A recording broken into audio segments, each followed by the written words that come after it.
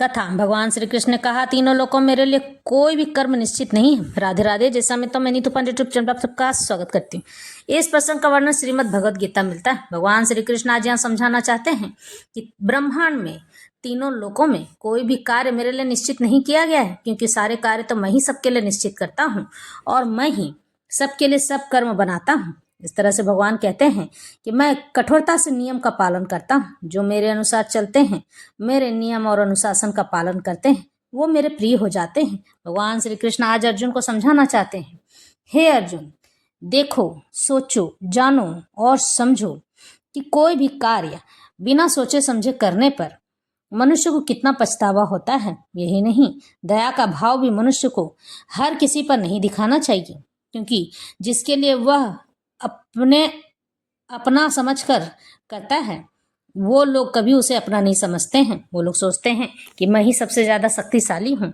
और मैं ही ज़्यादा समझदार हूँ। लेकिन कुछ लोग ऐसे होते हैं कि इन्हें डूबने से कोई नहीं बचा सकता है। ईश्वर कहते हैं कि ईश्वर से बड़ा यानी मुझसे बड़ा कोई है ही नहीं और कोई हो भी नहीं सकता है। पूरे ब्रह्मांड में मैं जो चाहूँ वही कर सकता हूँ।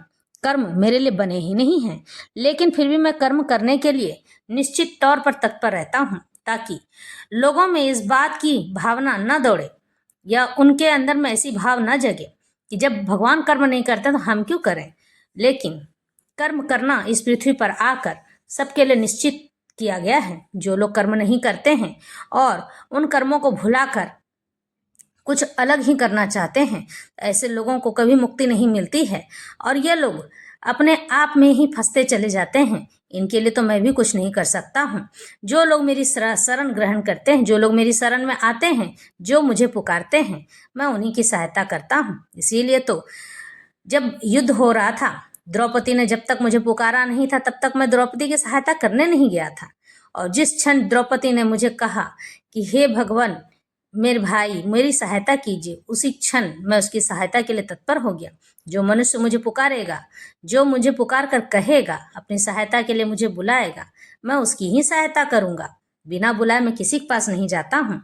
यही बात मनुष्यों पर भी लागू होती है। जब तक आपको कोई काम कोई कह ना दे, तब तक आप उस काम को न किया करें।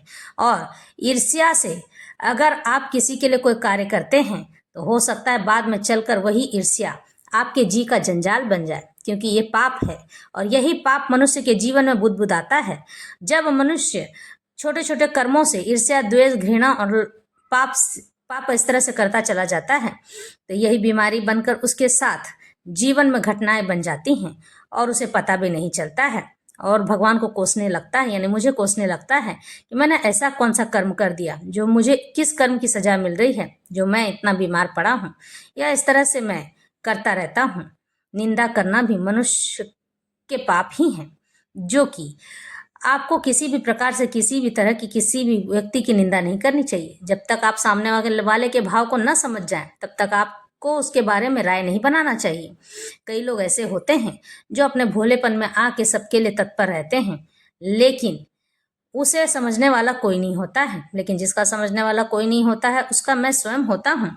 और भगवान आगे कहते हैं, ना में पर्थास्ति कर्तव्यम त्रिषु लोकेषु किंचन नान वाप्त मवाप्तव्यम वर्त एव च कर्मणि।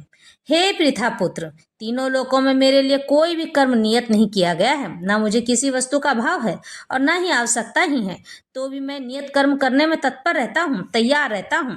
वैदिक साहित्य में भगवान का वर्णन इस प्रकार हुआ है, तमीश्वराणाम परमम महेश्वरम तम देवतानाम परमम च देवतम पतिम पतीनाम परमम परस्ताद विदाम देवम भुवेन शमीडियम न तस्य कार्यम करणं च विदते न तत्स मश्चाभ्य धीकश्च दृश्यते परास्य शक्तिर्वीर विधैव श्रूयते स्वाभाविकी ज्ञान बल क्रियाच्च। परमेश्वर समस्त नियंताओं के नियंता हैं और विभिन्न लोकपालकों में सबसे महान हैं। सभी उनके अधीन हैं। सारे जीवों को परमेश्वर से ही विशिष्ट शक्ति प्राप्त होती है। जीव स्वयं श्रेष्ठ नहीं है, वे सभी देवताओं द्वारा पूज्य हैं और समस्त संचालकों के भी संचालक हैं। इसलिए वे समस्त भौतिक नेताओं तथा नियंताओं से बढ़कर है और सबों द्वारा आराध्य हैं। उनसे बढ़कर कोई नहीं है और वे ही समस्त कारणों के कारण कहे गए हैं। उनका शारीरिक स्वरूप सामान्य जीव जैसा नहीं होता है। उनके शरीर तथा आत्मा में कोई अंतर नहीं है। वे परम हैं। उनकी सारी इंद्रियां दिव्य हैं। उनकी कोई भी इंद्री अन्य किसी इंद्री का कार्य संपन्न कर सकती है। इसलिए न तो कोई उनसे बढ़कर है और न ही उनके तुल्य है। उनकी शक्तियां बहुरूपणी हैं, यानी बहुत सारे हैं। फलतः उनके सारे कार्य प्रकृति अनुक्रम के अनुसार संपन्न हो जाते हैं, यानी कि भगवान को कोई कार्य नहीं करना पड़ता है। प्रकृति स्वयं उनके सारे कार्य कर देती है और यूं कहकर पुकारती है कि मालिक आप ही हैं। क्योंकि भगवान में प्रत्येक वस्तु ऐश्वर्य से परिपूर्ण रहती है। भगवान को किसी चीज की कमी नहीं है और पूर्ण सत्य से ओतप्रोत है। इसलिए उनके लिए कोई कर्तव्य करने की आवश्यकता नहीं रहती है। जिसे अपने कर्म का फल पाना है उसके लिए कुछ न कुछ कर्म नियत निश्चित होता है।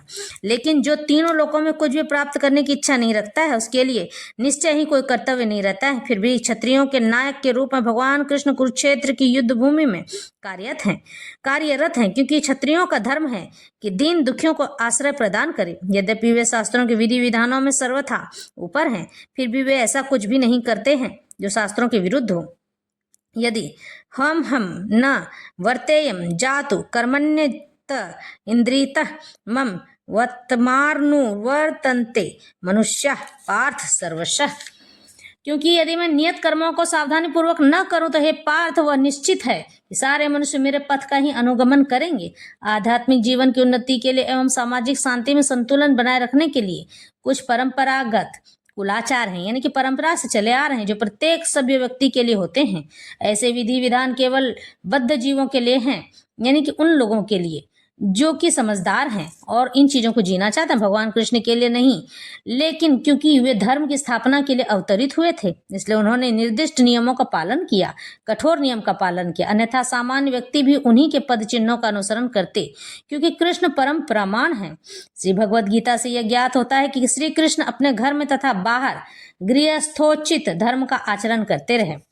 उत्सीदेयुरिमे लोकान कुर्याम कर्म चेदहम शंकरस्य न करता श्यामुपहन्यामिमाः प्रजा। यदि मैं नित्य कर्म न करूं तो ये सारे लोग नष्ट हो जाएं, तब मैं अवांछित जन समुदाय वर्ण संकर को उत्पन्न करने का कारण हो जाऊंगा और इस तरह संपूर्ण प्राणियों की शांति का विनाशक भी बन जाऊंगा। भगवान श्री कृष्ण कहते हैं, चूंकि मैं परमेश्वर हूं इसलिए मेरे पास गलती करने की कोई गुंजाइश ही नहीं है, यानी आशंका ही नहीं है। मैं गलती नहीं कर सकता हूँ। अगर मैंने गलती किया तो मेरे ही किए गए कार्य का लोग अनुसरण करेंगे, उसे देख देख कर उस कार्य को करना चाहेंगे और मेरी गलती के कारण से ही उनका अधोगति हो जाएगा।